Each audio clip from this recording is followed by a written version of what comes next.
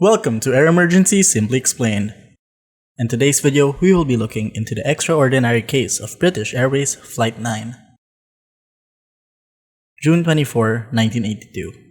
British Airways Flight 9 cruises over Indonesia as it flies from Kuala Lumpur, Malaysia to Perth, Australia. There are 248 passengers and 15 crew members on board the 3-year-old Boeing 747. The flight crew consists of Captain Eric Moody, First Officer Roger Greaves, and Flight Engineer Barry Townley Freeman. It's a calm night, and the weather radar indicates no problematic weather for the next 500 kilometers. Captain Moody leaves to go to the lavatory.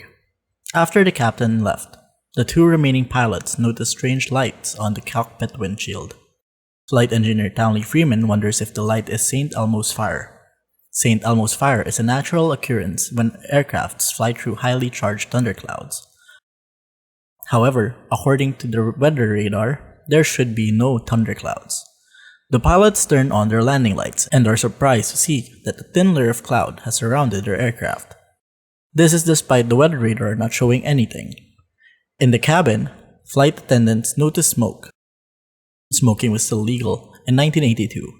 However, the cabin is filling up with an unusually large amount of smoke.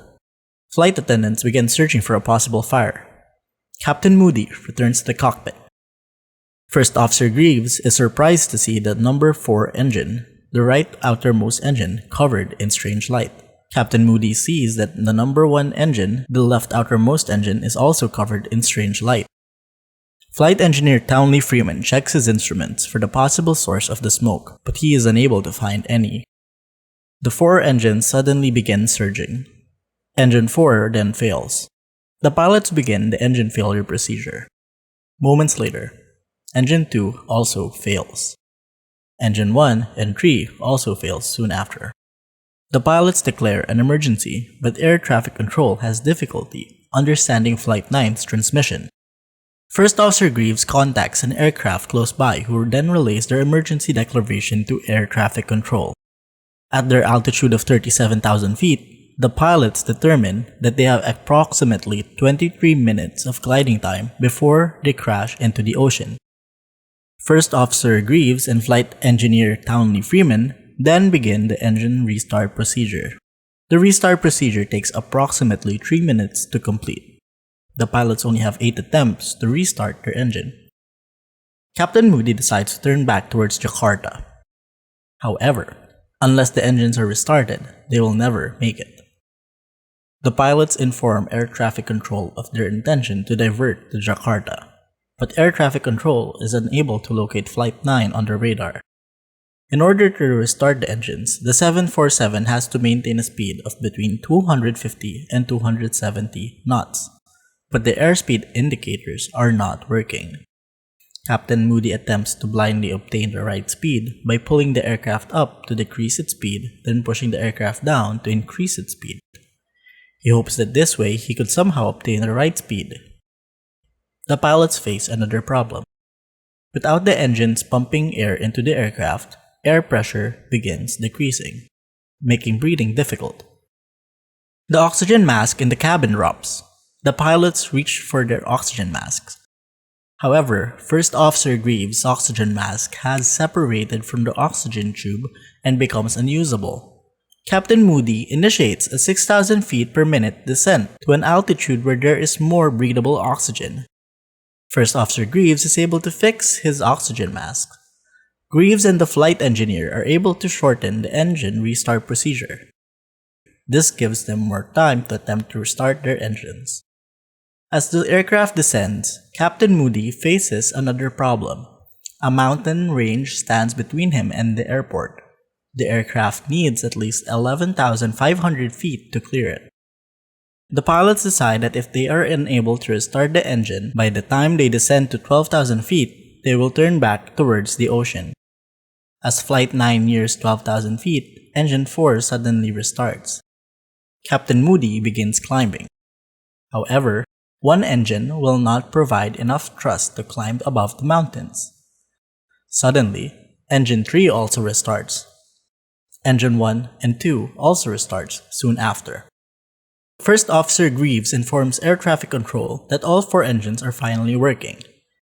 As the aircraft climbs through 15,000 feet, the strange lights suddenly reappears. Engine 2 begins surging, forcing the pilots to shut it down.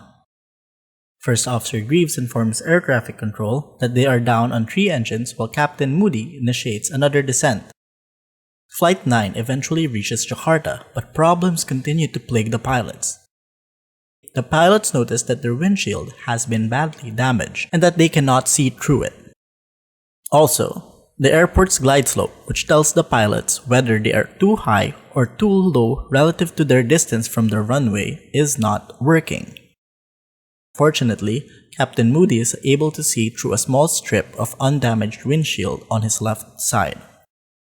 British Airways Flight 9 makes a successful landing at Halim Perdanakusuma International Airport. An inspection of the aircraft showed that the windshield was deeply scratched and paint somehow stripped away on the aircraft's leading edges, exposing the aircraft's metal. Investigators learned that on the night of the incident, Mount Galunggung, a volcano located 160 kilometers southeast of Jakarta, had erupted. Winds pushed the ash clouds toward the flight path of Flight 9. As Flight 9 was traveling at high speed, the collision with the ash cloud caused abrasion on the aircraft's leading edges and windshield. The friction caused by the ash cloud on contact with the aircraft also caused the strange lights that the pilots saw surround her aircraft. Ash was ingested by the engines and was pumped into the cabin. Ash also caused the engines to surge. When enough ash was ingested by the engines, it choked the engines, causing them to flame out. But because the engines were no longer running, the ash eventually cooled down until they broke off the engines. This allowed the engines to be restarted. Because weather radar reflects water, dry ash clouds are undetectable by weather radar. In response to the incident, pilots are now trained to detect signs that they have flown into ash clouds. The crew of Flight 9 received various awards for their superb performance during the incident. The aircraft Gulf Bravo Delta X-Ray Hotel was repaired and returned to service. It was acquired by European Air Charter in January 2002. Gulf Bravo Delta X-Ray Hotel was withdrawn from use in 2004 and was broken up in July 2009. That is it for today's video. I hope you learned something new. Please subscribe and hit that notification bell for more Simply Explained Air Emergency videos.